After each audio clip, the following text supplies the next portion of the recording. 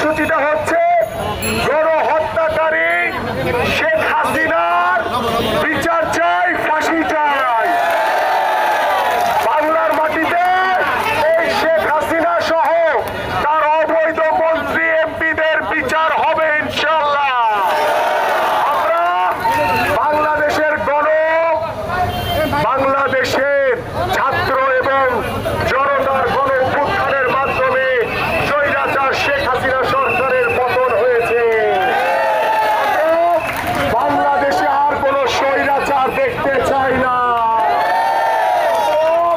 বাংলাদেশে সুস্থ ধারার রাজনীতি দেখতে চাই। আমরা আর কোন হত্যা দেখতে চাই না। আমরা আর কোন গুম দেখতে চাই না। আমরা আর কোন মায়ের বুক খালি হোক সেটা আমরা দেখতে চাই না।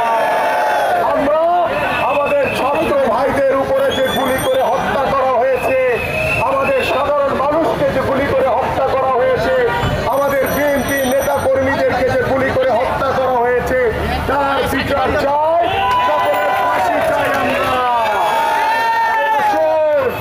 আমাদের ঐক্যবদ্ধ থাকতে হবে। আমরা কাঁধে কাঁধ মিলিয়ে সাধারণ মানুষের সাথে জনগণের যে প্রত্যাশা, যে চাওয়া, সেটা পূরণ করতে হবে আমাদের। আমরা চাই বাংলাদেশে আর কোনো চাঁদাবাজি চলবে না, বাংলাদেশে আর কোনো লুটতরাজ চলবে না, বাংলাদেশে আর কোনো দখলদারি চলবে না। যদি কেউ চাঁদাবাজি করে, লুটতরাজ করে, দখলদারি করার চেষ্টা করে, যেই সকল দুষ্কৃতিকারী যদি আমার দলের কেউ হয়ে থাকে, আপনারা পুলিশের হাতে তুলে দিবেন, নাইলে সেনাবাহিনীর হাতে তুলে দিবেন। তারেক রহমানের নির্দেশনা, আমরা একটি অসাম্প্রদায়িক বাংলাদেশ করতে চাই। বাংলাদেশের গণতন্ত্রকামী মানুষের সাথে কাঁধে কাঁধ মিলিয়ে কাজ করতে চাই। বাংলাদেশের গণতন্ত্র পুরস্কার সহ বাংলাদেশের জনগণের যে ভোটের অধিকার, সেটা নিশ্চিত করতে চাই। গত 15 বছর ভোট দিতে পারছিলেন না, কিন্তু এবার অন্তর্বর্তীকালীন যে সরকার গঠন করা হয়েছে, তাদের কাছে আমরা দ্রুত সময়ের ভিতরে একটি অবাধ সুষ্ঠু নির্বাচনের মাধ্যমে জনগণের ভোট নিশ্চিত করে আমরা জনগণের সরকার প্রতিষ্ঠা করব ইনশাআল্লাহ। এই জনগণের সরকার জনগণের কথা মতো চলবে। তাই আসুন আমরা এই খুনি হাসিনা সহ সকল এই আজ্ঞাবহ ষড়যন্ত্রকারীদের বিচার চাই, সকলের ফাঁসি দাবি করছি। আমরা এই খুনি হাসিনা যারা আজ্ঞাবহ আছে, তাদেরকে যেখানে পাবেন সেখান থেকে ধরে পুলিশের হাতে দিয়ে দিবেন, নাহলে সেনাবাহিনীর হাতে দিয়ে দিবেন। বাংলাদেশে আমরা আর কোনো স্বৈরাচার দেখতে চাই না। স্বৈরাচার মুক্ত বাংলাদেশ করব। এখনো বাংলাদেশে আনাচে কানাচে আওয়ামী সন্ত্রাসীরা, আওয়ামী যারা ষড়যন্ত্রকারী, তারা আনাচে কানাচে বিএনপির কিছু নেতাদের সাথে যোগাযোগ রেখে তাদেরকে ঢাল বানিয়ে নব্য বিএনপি হওয়ার চেষ্টা করছে। রুখে দাঁড়াতে হবে। আওয়ামী লীগের স্বৈরাচারের স্থান বাংলাদেশের মাটিতে হবে না।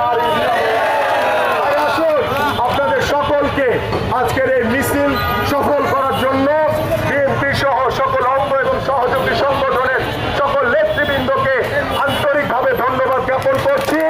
আমরা আগামীকালকে, আপনারা জানেন আমাদের দেশনেত্রী বেগম খালেদা জিয়ার আজকে ৮০তম জন্মদিন দিয়েছে। আমরা আগামীকালকে বাদ জোহর কিংবা বাদ আসর কিংবা বাদ মাগরিব প্রত্যেকটি ওয়ার্ড এবং ইউনিটের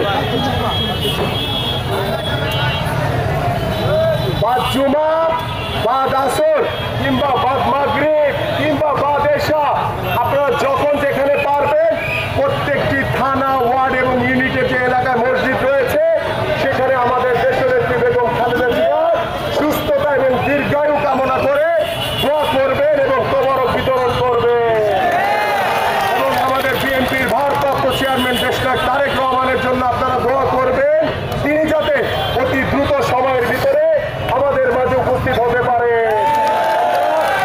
শহীদ রাষ্ট্রপতি জিয়াউর রহমানের আদর্শকে ধারণ করে বাংলাদেশ জাতীয়তাবাদী দলের যে রাজনীতি জাতীয়তাবাদী সেই রাজনীতি আমরা প্রতিষ্ঠার মাধ্যমে বাংলাদেশের গণতান্ত্রিকামো ইসলামী মানুষের যে প্রত্যাশা একটি সুন্দর সুষ্ঠু সমৃদ্ধশালী বাংলাদেশ গড়তে চাই এই প্রত্যাশা ব্যক্ত করে আপনাদের সকলকে ধন্যবাদ জানিয়ে আমি আমার বক্তব্য শেষ করছি। পরিশেষে বলতে চাই আমরা একটি অসাম্প্রদায়িক বাংলাদেশ চাই।